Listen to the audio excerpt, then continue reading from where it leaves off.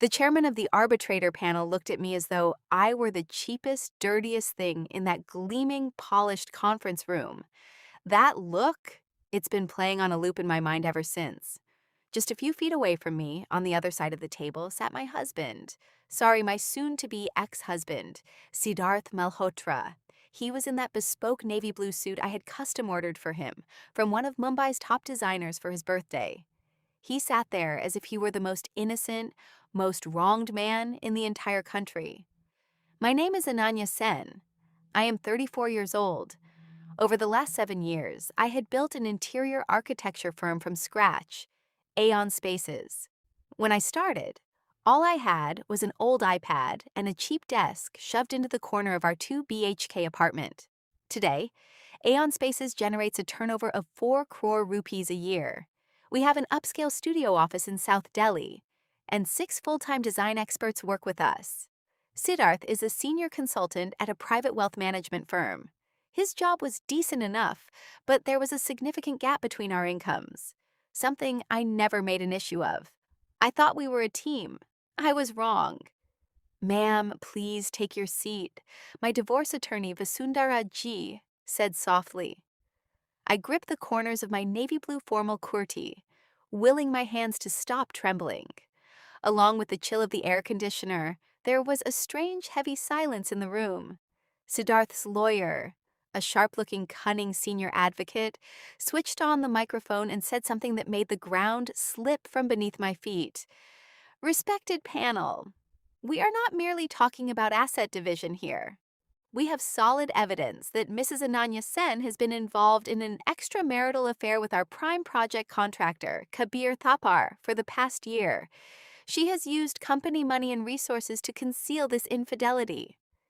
Just then, the heavy door of the conference room swung open. A tall man walked in. The moment I saw him, my breath caught in my throat. I knew him. Of course I knew him. It was Kabir Thapar. But the way Siddharth and his lawyer were about to destroy my entire life, my reputation, and my business in the next 5 minutes, that wasn't the truth. I understood then that disaster never arrives with a roar. It slips silently into your life at the very moment you believe everything is perfect. Siddharth and I never had loud, explosive fights. Our marriage was like a room where the temperature dropped 1 degree every year, and I kept telling myself it was just a little cold. I'll turn on the heater tomorrow. And then one day, I suddenly realized that ice had already formed in the room. I had hired Kabir Thapar 14 months ago, purely as a contractor for the execution of our largest commercial project, the Oberoi Corporate Suite. Kabir was a 36-year-old highly professional man who spoke plainly and directly. We had roughly 30 or 40 meetings, all at our Gurgaon or South Delhi offices, or directly on site. We texted about deliverables, material costs, and tight deadlines. Our relationship was strictly limited to work. That was the whole truth. But Siddharth had spent the last 6 months weaving a completely different story. The first time I felt something was off was one evening when I came home exhausted. Siddharth was standing near the kitchen counter, his phone face down on the granite. There was an expression on his face, like he had carefully composed it before I walked in. "Is everything okay?" I had asked. "Yeah, everything's fine," he had replied with an eerie coldness, picked up his phone, and left the room. I thought he was stressed about work. I never imagined my husband was watching me. Exactly 1 month before the courtroom hearing, my lawyer Vasundhara called. Her voice was flat and gravely serious. "Ananya, you need to come to my office early tomorrow morning. Siddharth's lawyer has filed a supplementary evidence list. It includes a private investigator's report, some photographs, and a witness." My mind went numb. A witness for what, Vasundhara G? They are claiming that you and Kabir Thapar went to a luxury hotel in Noida on the evening of March 14th and left together after spending 2 hours there. I sank onto the office floor. "Vasundhara G, we had a major client meeting there. The client was staying at that hotel. My iPad battery died. So we use the hotel's business center computer to upload the final presentation. I have Uber receipts, client emails. Bring everything, she said. That night, I didn't sleep a single minute. I drank 3 pots of coffee and organized every document from the past year: emails, invoices, calendar invites, the hotel business center entry slip, tabbed and arranged into a large folder. Running a business teaches you one thing: documentation is everything. People twist the truth to suit their convenience, but a paper trail never lies. Siddharth had fabricated a story, but I had an 11-year trail of hard work on paper. Now, in this arbitration room, Siddharth's lawyer had put Kabir on the witness stand. Kabir was completely calm. There was no anxiety on his face, no shame.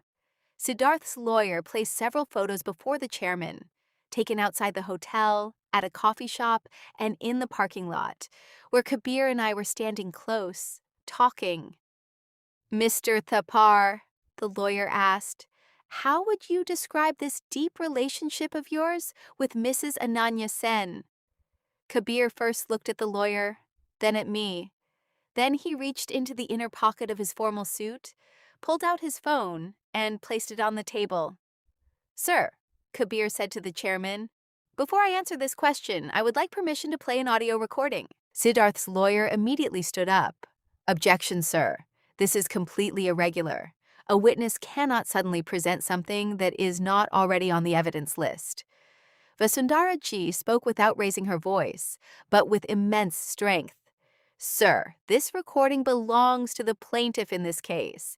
That is Siddharth Malhotra. It is proof of what the reality truly is behind the evidence being presented here. We must hear it. The chairman looked at both lawyers, then gestured toward Kabir. Proceed. Kabir pressed the play button on his phone. The voice coming through the speaker was crystal clear. Siddharth's voice sent a chill through the entire conference room. Kabir, listen. I know there's only a professional relationship between you and Ananya. I know everything. But you need to understand how much financial gain is at stake for me here. She built this company during our marriage, which means legally half of it is mine. But my lawyer says if I can prove infidelity in court, the asset division will tip heavily in my favor. I'm not asking you to lie, just be a little vague. When asked in court, don't deny anything. Let people draw their own conclusions. I'll give you 15 lakh rupees in exchange. A silence fell over the room, a silence with its own crushing weight. Then Siddharth's voice echoed from the recording once more. You've stayed at hotels with her, worked late nights at the office. No one needs to know what the truth really is. They just need to have doubts. Kabir stopped the recording. The anger that had been on the chairman's face for me had now completely shifted direction. Siddharth's face had turned as pale as the white wall behind him, as if the ground had been pulled out from under his feet. Without wasting a moment, Vasundhara Ji placed the folder I had prepared before the chairman.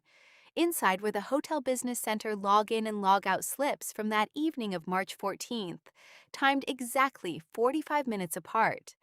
Along with it was the email thread from that very client who had sent us both a message at 9:30 that same night, referencing the presentation deck we had uploaded. Additionally, Kabir submitted a text message sent by Siddharth 2 days prior that read, "Think about the offer. It's a good deal for you." Concluding her argument, Vasundhara Ji said, Sir, the plaintiff has caught no infidelity. He wove a web of lies and attempted to bribe a witness. We demand heavy sanctions and legal action against Siddharth Malhotra for this false case and fraud. Aftermath: keeping the receipts. The subsequent discrimination and legal battle were not easy, but the truth had come to light. The panel ruled the asset division entirely in my favor. Siddharth had made no contribution to building Aeon Spaces, so the company, our South Delhi office, and all the clients remained with me. The Gurgaon 3 BHK flat was ordered to be sold, and after clearing the loan, the remaining 45 lakh rupees was split equally between us. A separate case of witness tampering and fraud was brought against Siddharth, in which he admitted his guilt and received a fine along with probation. The next day, Kabir texted me. He approached me 2 months ago. I refused him right away and turned the recording on. I should have told you earlier. I am sorry. I replied, "You stood by the truth at the right time. Thank you." We don't talk much now. He's busy with his new projects, but I will always hold respect in my heart for his integrity. Now I live in a lovely apartment in Noida, where there are no strange neighbors or toxic relationships. Aeon Spaces has generated its highest revenue in the last 6 months. When you survive something that was designed to destroy you, your focus reaches an entirely different level. My mother called me last week and said, "I never liked that boy from day one." I laughed and said, "Mom, you came to our wedding." She replied, "Yes, but I wore dull beige." I laughed freely for the first time in months. Now I understand one thing. A relationship can die from silence just as much as it can from screaming. I was in a room where the cold kept increasing, and I forgot to turn on the heater. Always keep your receipts. In business, in relationships, and in life. Not out of paranoia, but out of respect for your own truth. Because one day, someone might come and tell you that your life didn't happen the way it did. And at that moment, the only thing standing between you and that lie will be the proof you saved when you had no idea you would ever need it.